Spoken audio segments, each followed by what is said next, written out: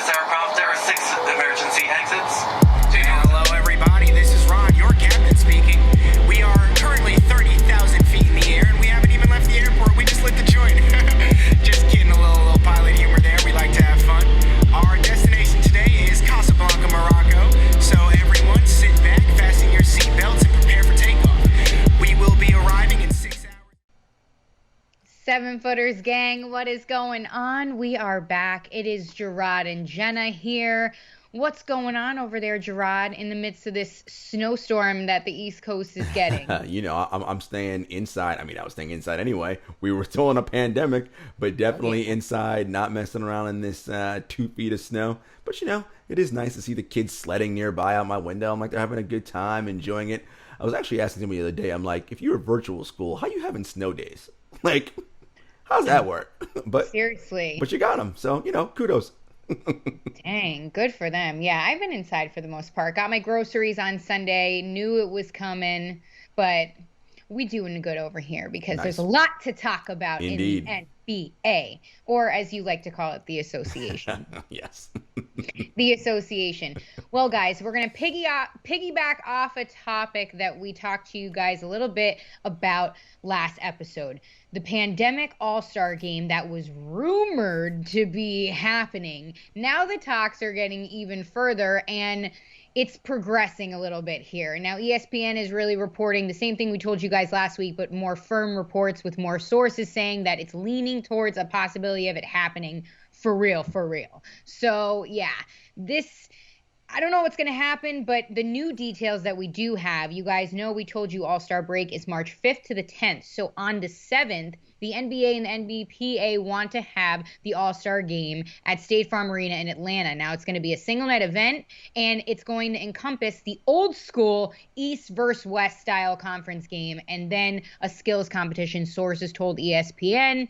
And things along the lines of the union is confident that it's going to happen. Those are rumblings that are being told to ESPN. But, I mean, Jarod, does this change your stance from last week that you don't want this to happen? No, this is a terrible idea. We are in the middle of a pandemic, and you want to fly NBA players down to Atlanta, a hotbed for coronavirus, so they can do what? Contract more or, pass it around? I mean, it's just, in a situation where we're having so many games being canceled and there's so much league protocol, why add an extra variable that is unnecessary?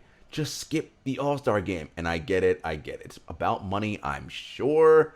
But it's like, really? Come on, people. And this whole idea about, it's going to help HBCUs and COVID relief. No, just write a check. If you want to help HBCUs and COVID relief, as I said last time, write a check. This is not about that. This is about some other nonsense. And again, think about it, right? You know what an All-Star Game is like, even if it's only single day. Okay, you're having the skills competition, 3-point slam dunk and all that. Guys are going to be dapping each other up. What are we doing here? You're just adding an additional layer to cause more chance and more vectors for the virus to spread. Dumb idea. Yeah, I mean, I'm leaning towards you too. And you know what's interesting? I watched The Jump today, and Rachel Nichols asked the same question. They were covering this story, of course, because it's breaking news. And she asked Paul Pierce and why can't I think of his name? RJ or David Fizdale. David Fizdale. She asked them about it, and they were all for it. They were so happy. Of course they are. Happen and this and that. But the thing is, though, at the end of the day, yes, it may be a money thing and a money whatever. However, crunching the numbers, really, the risk not is worth more it. than the reward at this point. Yeah. Not to mention, how much money is it going to take to put this on compared to what's going to come back, honestly? Like, the media and the presence is going to be smaller. The fan engagement is going to be smaller. The whole thing about All-Star is the fans come to pay money. It's dumb. It's a mess, especially with games still being postponed. Don't you think the risk of this is going to set us back even more? You're going to have these guys, if you think about it, if you really dumb it down on paper really quick before we move on, you have these guys, you have all this going on, and you're saying, okay, I want to fly all these guys to Atlanta, have a fun weekend during this small window where you want them all to leave and then come back, and then you want this season to still play 72 games? Well, that's the thing. And apparently they're only going to fly in for the one day. So it's just for that day, and then they immediately fly out. Look, Either way, it's dumb, not a good idea. Not to mention, we talked about the 72-game compressed schedule in the amount of days that we have. Let these guys have that full week off so they can recover their bodies. Forget about going to Atlanta to do all-star stuff. Like, no, bad idea, but whatever. League gonna do what the league gonna do. Exactly, and let us note that the league usually makes all-star mandatory. However, with the pandemic, things obviously have changed. Yes. But this should be interesting moving forward. Again, it's not confirmed, but the reports are getting stronger, so we'll keep you guys posted on that. But we got to move on because we got to talk about some real ish that's going down in the NBA, or lack thereof, seeing as the Nets don't know how to play defense, apparently, allegedly. Anyway, you ask Isaiah Thomas, current Isaiah Thomas, no offense to the older one, but he even tweeted during the game, is there even defense in the NBA anymore? Some would argue no. In the Nets case, that would be a no. Really quick, let me tee it up for you, though, really quick, Jarod, because it's a good one here. Now, DC was down. You got to be in a funk that night, because I'm not going to say the Nets are bad, because that would be stupid on my part. But you got to be in a funk to lose to DC right now. Bradley Beal's out here dropping 40, and they're still losing by double digits. There is an issue. So anyway, the Nets collapsed 149 to 146. Not bad. But they broke the Wizards' 4-game losing streak that they were on. So that says something, I guess. But lack of defense, lack of miscommunication. I mean, after the game, Kyrie Irving said that he couldn't guard a stick, which that was obviously true for him and the rest of the squad. But I don't know. This is an unsure thing, but I also have to note before I give it to you really quick that after the game, Wizards coach Scott Brooks said that he had a White Claw. He had a White Claw. First game all year, he had a White Claw. You just want to sit back and enjoy it because the basketball gods gave them a, quote, break that night. Yeesh. Yikes. Hey, it's been a sorry season down there in DC for head coach Scotty Brooks, so he enjoyed that White Claw on Sunday night. I think it's quite ironic that Isaiah Thomas is the one talking about defense. Like, homie, you don't play defense neither. What do you mean they don't play D in the NBA? You're not exactly a lockdown defender. So I thought that was funny. But so if he's saying that, you know it's bad. Look, here's the interesting thing about... When he played on the Wizards for a minute. So. About the Brooklyn Nets. Since the James Harden trade, they have an offensive rating of 122.6. That is best in the league. And if it maintains at that pace, it will be the best offense of all time in the history of the association. Which, stands to make sense when you have Kevin Durant, Kyrie Irving, and James Harden.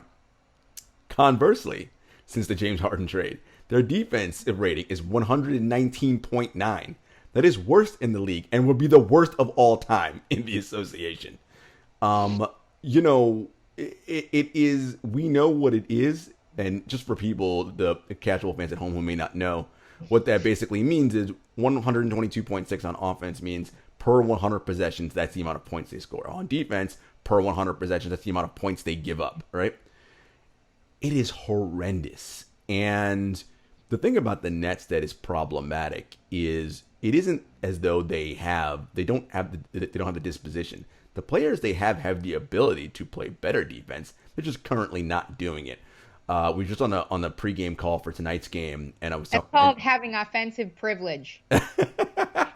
Talking to Steve Nash, and so much of what he was saying was it's not even about scheme. It's just fundamental things like squaring up when you're guarding your man. I mean, stuff you learn in like elementary school, little tykes basketball, right? Like how you play defense that they're just not doing, and not communicating.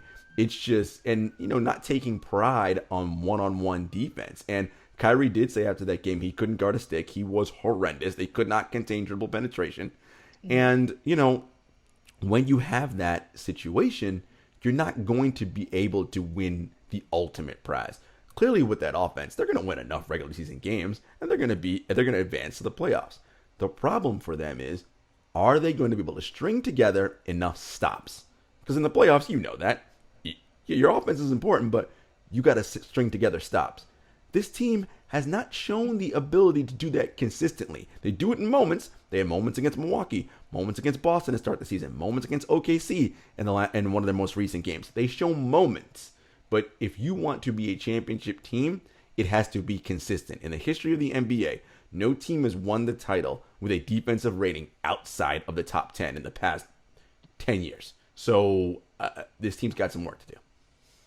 They definitely do. Really quick question, though, because a lot of chatter as well online is about Joe Harris and the crucial turnover that he had in the end there. Now, Steve Nash came back and said that that wasn't the reason that they had lost.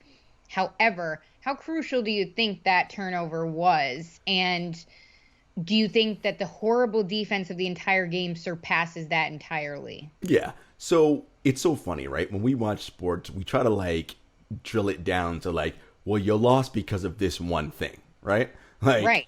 And it's never one thing. It's always a multitude of things that cause you to lose a game. Yes, when you watch a game and a game-winning shot happens, your first instinct is, oh, well, you lost because they made a game-winning shot and you didn't. Okay, that may be true, but what happened leading up to that, right? The Nets had a lead with under a minute to go in the game.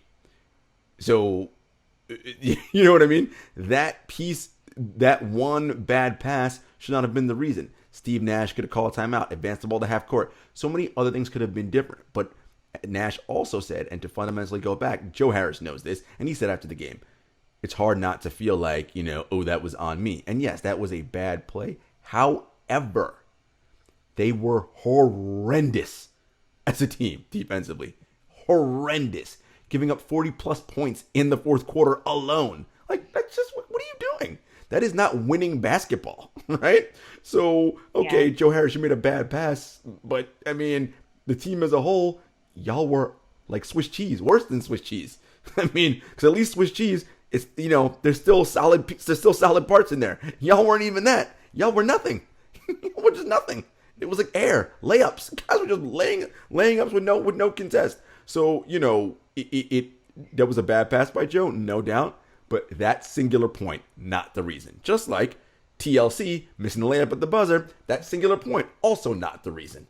As a whole collective, you were terrible on defense and deserved to lose the game. Ooh, that's what we call a mic drop out there, kids. It's exactly what we call that. I had to ask because, again, yes, you brought up the point that I was even trying to make. We minimize one thing. So when I said the chatter online, people were destroying Harris. But hey, open your eyes. You guys haven't played defense all game. It's been 48 minutes of solid just running around. Shouldn't have even been in that position where that would have mattered. That's the whole point. Exactly. Shouldn't have been in that position in the first place. The Wizards are the worst team in the NBA. Worst. Yeah, Scott Brooks even basically said it without saying it in the poster. Come on. So. Hey, is what it is. They better pick it up, though, because time is winding down and people are saying that they might walk away with the chip. So, hey, they are taking on, as we record this tonight on February 2nd, they are taking on the Clippers. Star-studded matchup right there. Interesting to see who will take the dub. Definitely got to play better defense against the Clippers, I'll tell you that. Or they're getting blown out. Hey, if the claw's on tonight, it's over. I'm calling it now. That's it. All right, let's stick to the Wizards, unfortunately, for a second here, because we got to talk about Russell Westbrook. Now, he came out clutch in that game we just talked about against the Nets, going off Beal in the fourth to end it and come back ultimately for the W and end their 4-game winning or losing streak. And now, were we too quick to write him off, Jarod, or is he just that clutch player and a dog when he's clicking? Well, the one thing we'll always say about Russ, and no one can deny, is his want to and the level of effort that he plays with, right? He goes 100%, 100%, at least on the offensive end. He's not always 100% on the defensive end, but there's a ferocity with which Westbrook plays with. That ferocity won him a league MVP, right? He's been a multiple-time, 9-time All-Star, All-NBA, an excellent player. Now, the idea that, some people were writing him off. Remember, but before this game, he had scored 136 points on 136 shots, which is not good, right? It's not efficient. And in this game, he was 41, 10, and 8, and he was efficient for Russ. 16 of 28, well, efficient for anybody. 16 of 28, right? That's over 50% from the field. Part of it is Kevin Durant was on the other side, and that's always a time for Russ to get more amped up, right, given their connection. playing together in Oklahoma City. But the idea that Russ is all of a sudden like this elite shooter and life's going to be great and he's going back to all NBA. No. Let's calm down. He still is who he is. He is a career 43% shooter from the field. Not three, from the field, 43%. From three, he's a career 30% shooter.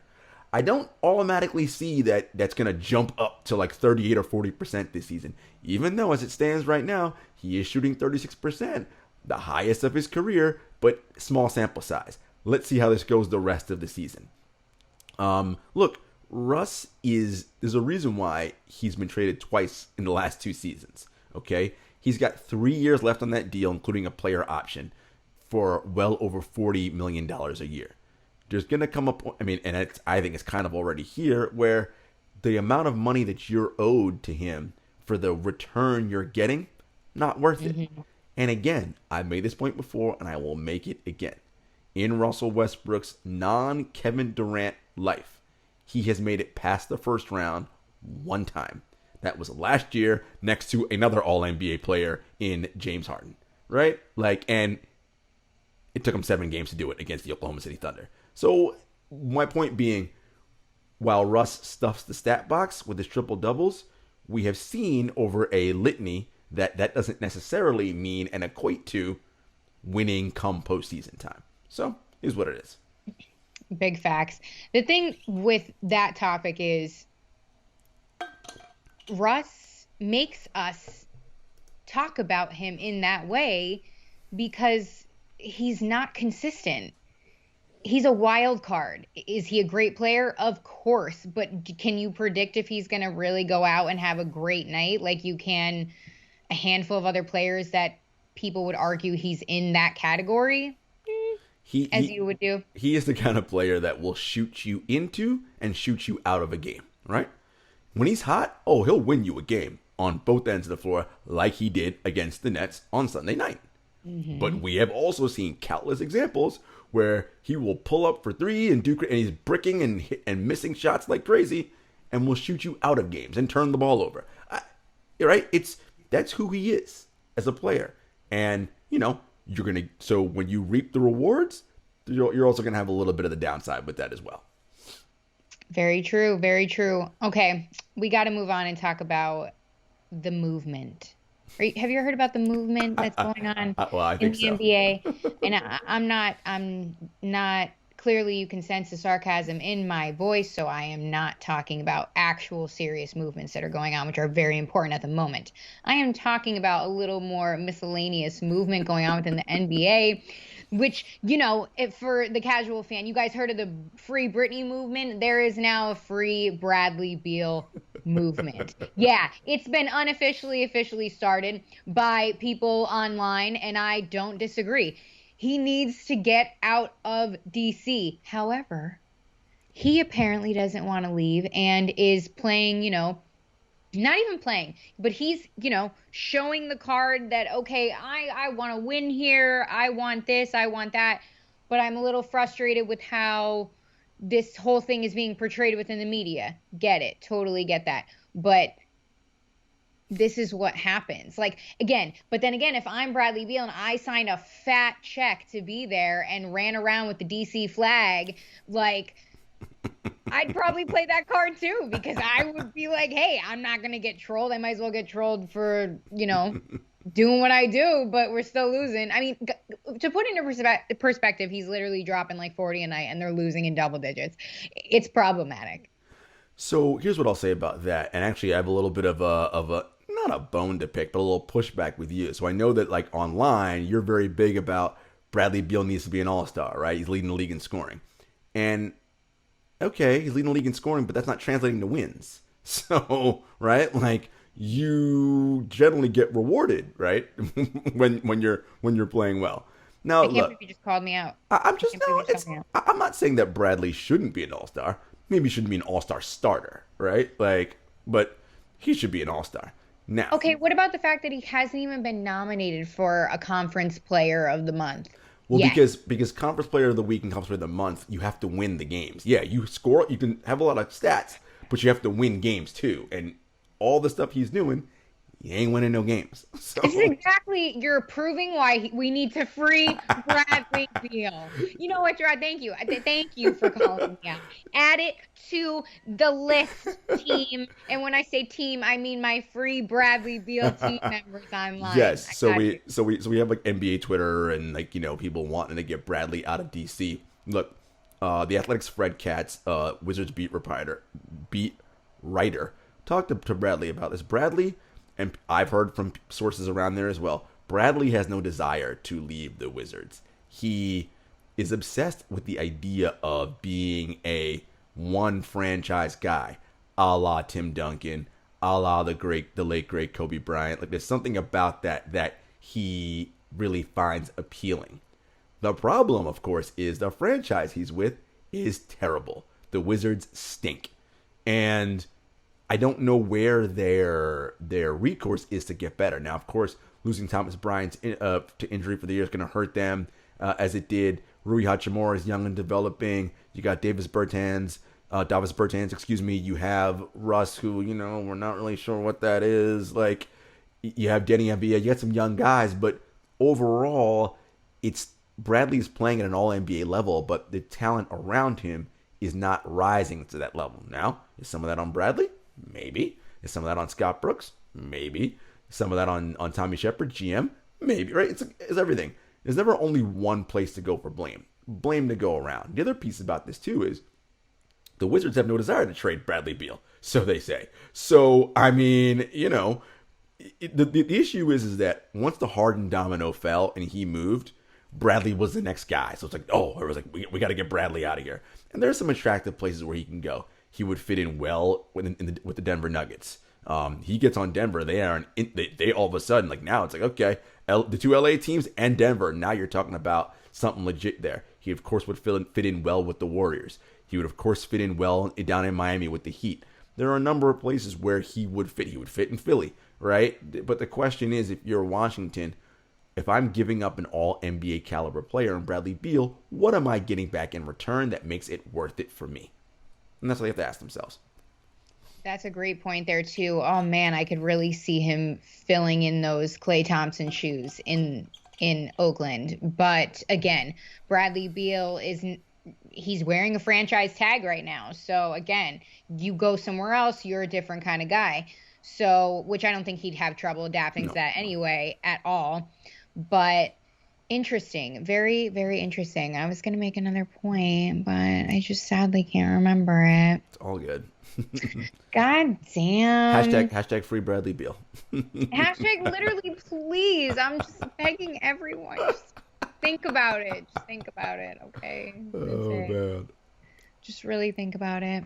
All right, we gotta talk about my guy over here, Lamelo Ball, okay? Because congrats, give him his flowers, random applause, insert it in with our producer that's not here.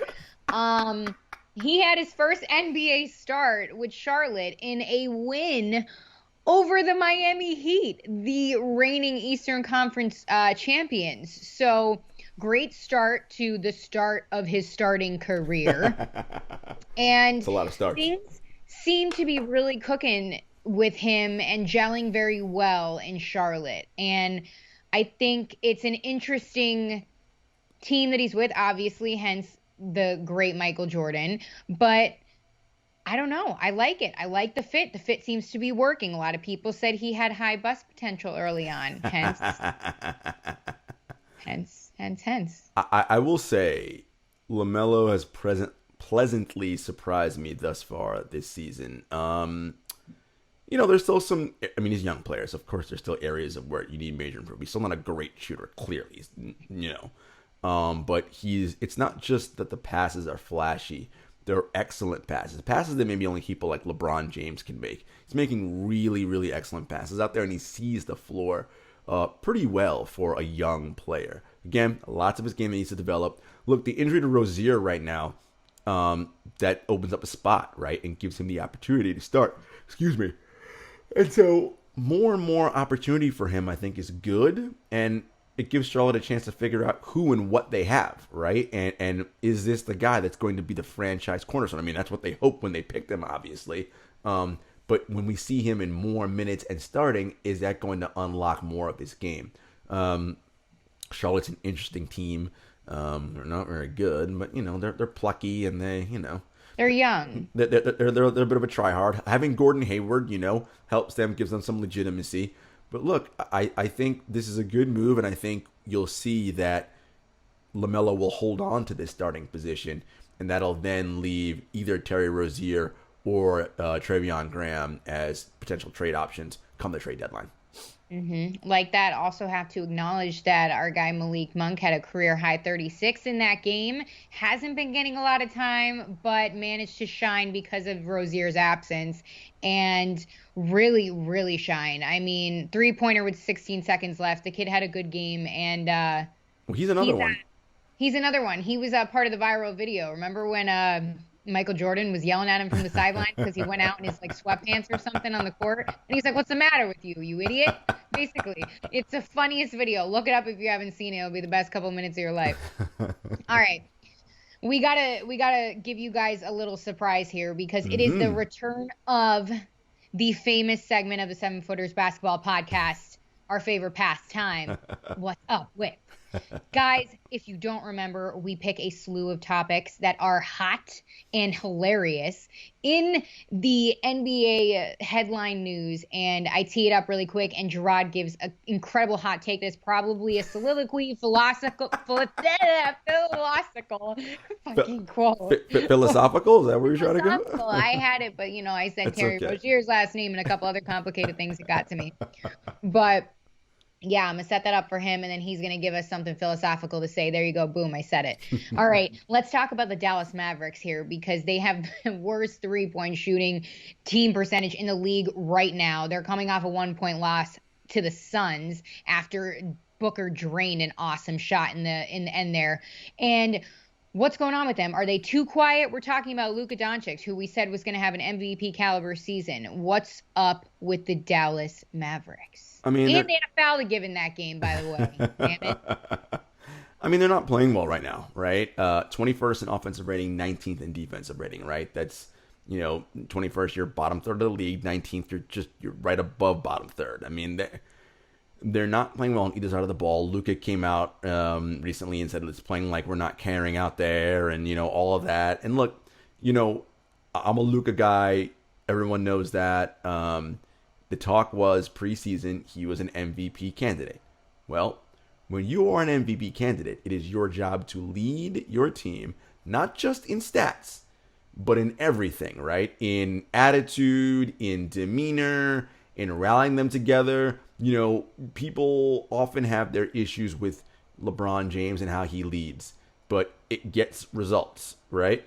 And if Luka is going to be that kind of dude, forget about LeBron. Even you're going to be like Giannis level, right? Like, you're not leading by example, my guy. Yeah, you're stuffing the stats, but your stats aren't leading to wins. And it's interesting because, a lot of other players in the league, we talk about when they put up stats, how they're empty if the team's not leading to wins, right? Russell Westbrook led the league in triple doubles, and I was someone who was like, okay, so what? But your team's still not winning. So what difference does that make? So I've got to say the same about Luka, right? I mean, Luka as well, and he, there's some things that I notice when I watch him play. He's good at getting his, and he's good at setting up his teammates and all that. But when things aren't going well, the way in which his demeanor is out on the court, it's not leadership, right? And he's still a young guy, but if you're going to be the next one, as everybody's anointing him to be in this league, and there are obvious reasons about that. I mean, if you can't see it, people just read between the lines. There's a right reason why that is. So look, I just think that if he is going to actually be that guy, then he's got to step up and lead in not just stats, but you got to lead in effort, attitude. He's got to commit on the defensive end. I'm not saying he's got to be an all-NBA lockdown defender, right? But he's got to be a better defender than he is. My eyeballs tell me he's meh as a defender.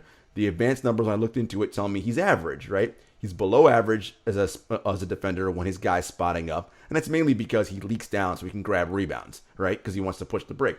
Guess what? You've got Maxi Kleber and Dwight Powell and KP. Let them grab the rebounds. How about you go out and contest?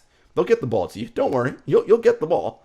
And he's also, below average in the pick and roll defense against the ball handler in pick and roll, right? So these are areas where he can be better as a defender. Again, I'm not saying he's got to be Kawhi Leonard or Paul George. Nobody's saying that. You ain't got to be all NBA, but one of the ways you show your teammates how good you want to be is also by your effort on both ends and the way in which you communicate, right? Coaches know this. Sometimes you got to yell at guys. Sometimes you got to bring them to the side. You got to, put your arm around them and say, here, buddy, here's what I need you to do. This is what a leader has to do, right?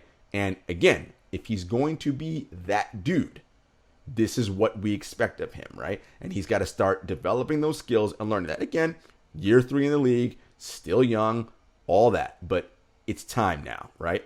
And again, we're not there yet. But if he has another gaudy stat season, and at this stage, they either don't make the playoffs or they flame out in the first round, when do we start having that conversation about empty stats? You're putting them up, but it's not leading to wins. So just something to keep an eye on. Exactly. Another similar question here with the New Orleans Pelicans. And the key word that comes to mind when I think of the Pelicans is inconsistency, because they are coming off of a win with the Bucks and then 2 losses after that to the Kings and the Rockets. In that Bucks game, the Bucks, we had Ingram, Zion, and Zoe all dropping double digits. Zoe dropped, I think, 6 to 7 3-pointers. And then they come with 2 losses after that. Zoe drops in the box score completely.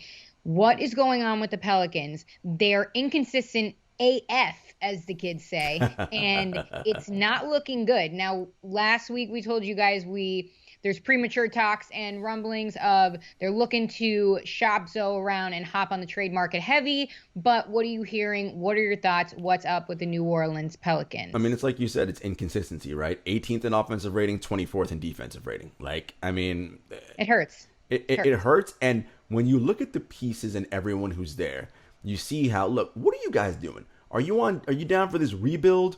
Or are you trying to figure out, let me get some veteran guys around here with these younger guys? And no. Look, Eric Bledsoe and Lonzo Ball as a backcourt, no. It just doesn't work, okay? Of course, love Zion, love Brandon Ingram. Look, you got Nickeil Alexander-Walker, you got Jackson Hayes, right? You got young dudes. How about you just let the young dudes cook and just build that way? If you think you can get something back for Lonzo, maybe you move Lonzo out of there, right? Get him to another team, because guess what? He'd be great on a... Actually, you know where Lonzo actually would be great? He'd be great on the Brooklyn Nets. You know why? Because we're like, look, dude, all we need you to do is guard, because he can do that. Get out there and guard. And if you wide open, we need you to hit a shot. All you got to do. And he is not a ball stop on offense. He moves the basketball. Quick, get it ahead. Great passer. Right. Problem, of course, is the Nets have nothing of value to give New Orleans in return. But you see what I'm saying there. JJ Redick. Not to mention, there's so many stars on that goddamn roster about to get a freaking Met Gala. Literally. They need to slow it down and get themselves like a freaking, I don't even know, Aaron Baines or something. JJ Redick not having a great start to the season. It's when we're 20 games in now. So, we heard talks of as well as that he and Lonzo on the trade block. The Steven Adams signing, I just don't know. At first, I was like, ooh, a Steven Adams Zion front court. Kind of like it. Nah, kind of don't like it. So, and their defense is not as good as I thought it would be, having Stan there. So there's some things they need to work on. And then, of course, in crunch time, yikes. They look really bad in crunch time in a lot of games. This team is underwhelming. And again, look, they're all young, right? Brandon Ingram, Zion, these guys are all young. I don't know what the direction is in terms of the offensive and defensive philosophy, and if they're getting total buy-in right now. This is what it looks like to me. Well, folks, sometimes you have technical difficulties out here. This is what life is like in these Zoom quarantine streets. Miami Heat, right? That's what we were talking about. The quietness on South Beach. Oh my gosh. Yeah, before we were interrupted by this weird beeping. I don't even know. Anyway, we're talking about what's up with the Miami Heat. They're super quiet to start the season. What is going on? Jarod, you were just telling me that they've really been suffering because of COVID protocols, and they've only been starting five has only had 3 to 4 games together on the court. Yeah, it's we knew injuries and COVID would wreak havoc on one team, or at least one team, and it seems like it's the Miami Heat. And again, what I'm saying is that they're kind of in a hole right now, and they're gonna have to go on a hell of a run in the second half of the season in order to get themselves back up into the playoffs. Because really, in the East, you want to be in that top 4, so you don't have to end up playing 2 good teams to get to the NBA Finals, right? If you're in that bottom half, it's gonna be rough because you're gonna have to beat 2 of those top 4 teams, right? Philly and or Milwaukee, Boston and or the Nets, or any other combination there, and that's a lot to ask, right, for a team to do on their way to the NBA Finals. But the Miami Heat in the past have done this, right? Eric Spoelstra has gone on hell of a runs and really turned things around, and that's what they're going to need to do. Again, they need health right now and getting everybody back together. So keep an eye on Miami, but not looking great down in South Beach. Oh, a little worried for my guys in the 305. But guys, that wraps up What's Up With, the return of What's Up With. God, that is fun. It's really one of my favorites. But let's go to a headline that is wreaking its ugly head today after fans were ejected during the LA Hawks game in Atlanta. Go figure where that All-Star game is supposed to take place. And pandemic All-Star, so dumb.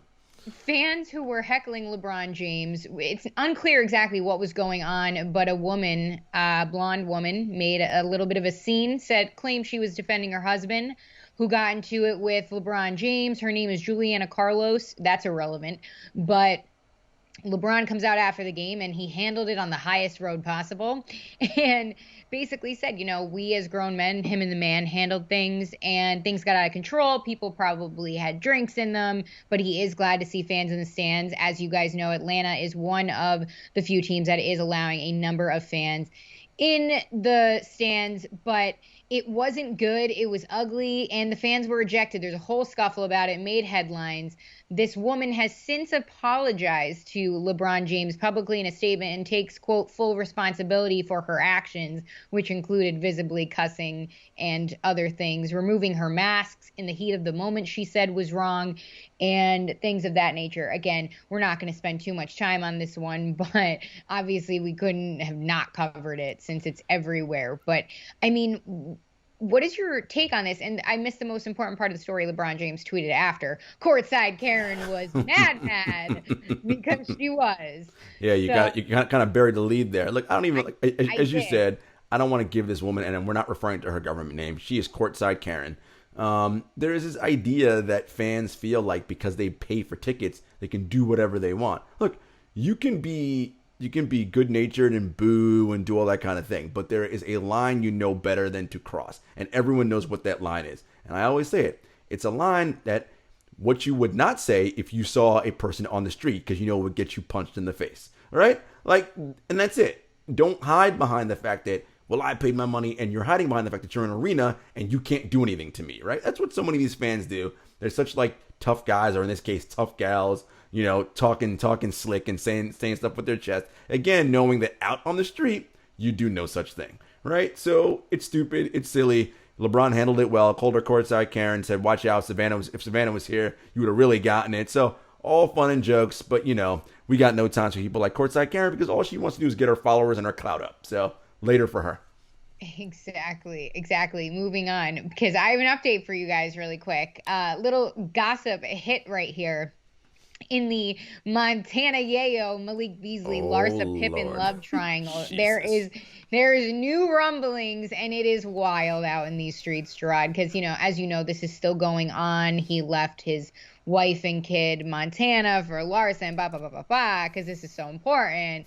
And here is the latest. Now, these two are fighting through their lawyers. Why do I know that? Because their lawyers both gave statements to HollywoodLife.com. And that's that. So, long story short, he claims he can't see their kid, and she claims that she has full custody, so there's visitation that has to be monitored, and now they're basically going back and forth through their lawyers. The trolling online has subsided for the moment, but things could pick up at any moment here out in these streets. You know how it goes, Jarod, with these imports. I'm just like, yo, my guy, like, What's he doing, man? what are you even doing out here in these streets, Malik Beasley? Like, okay, so he's I'm sure gonna have to pay alimony and child support, right? So my dude, like, your contract situation, like, yo, I mean, you just started making a little bit of cash, my guy. Yeah, like, come on. Let's not be out here wilding in these streets like how you're doing, and then next thing you know, because I mean, what we think this Larsa Pippen thing's gonna last, or I mean, what do I mean? No. I mean, what do we think this That's is? light work for her. That's a Tuesday. I mean, what do we think this is? And then, you know, my man Malik ends up wiping her up, and then she leaves, and then what? then you got 2 divorces, and you got. I mean, like, she's already lived another life. right? Or you get Larsa Pippen knocked up, and then she got a baby now, and now you got more. I mean, come on, my dude. Like, oh my God, can you imagine those birthday parties though with Scotty out in the backyard? Come on. Could have a Derek Fisher, Matt Barnes situation. Although those 2 cleared up, they patched it up, they good now. It cleared up, but I don't know about that. I mean, I could just see literally Scotty destroying him with one of his rings and just calling it a day. This is just messy. I mean, oh man, so messy. It makes you question though, like, why do you put yourself in these situations? it's just, You know it's gonna be bad.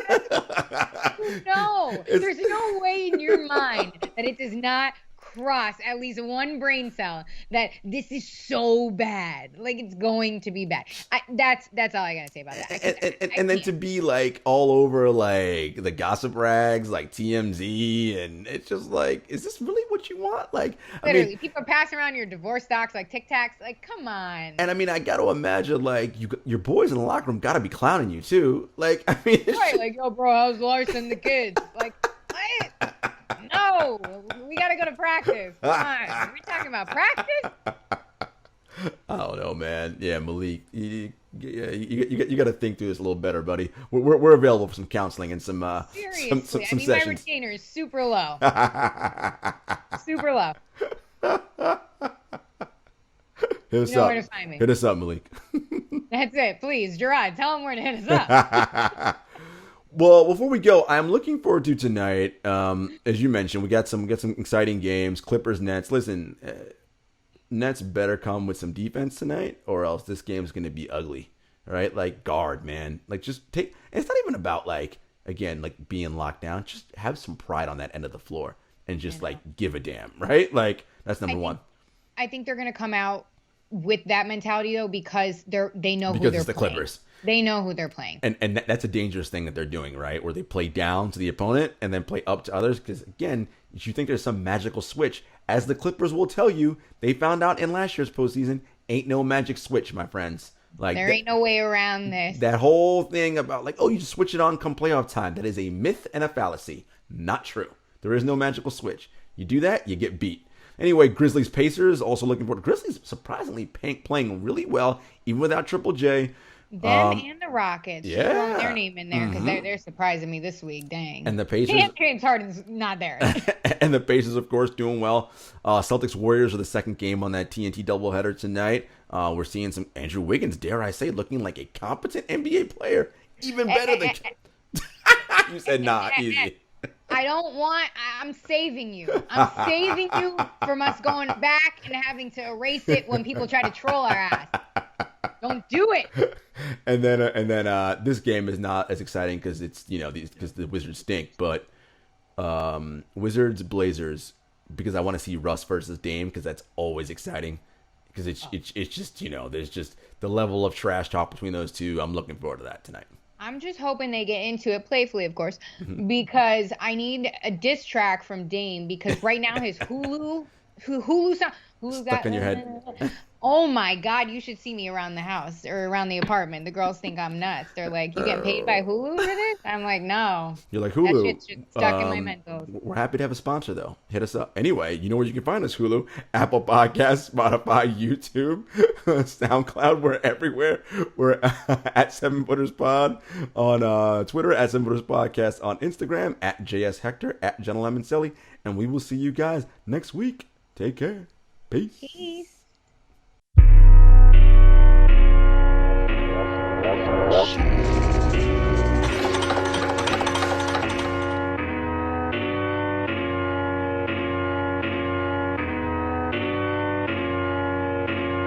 Spent a couple years out here with these raps, trying to have a plan that we made come true. Applied to some jobs, but I ain't hit back. I don't wanna trap, what's a man gonna do? Chevy told me come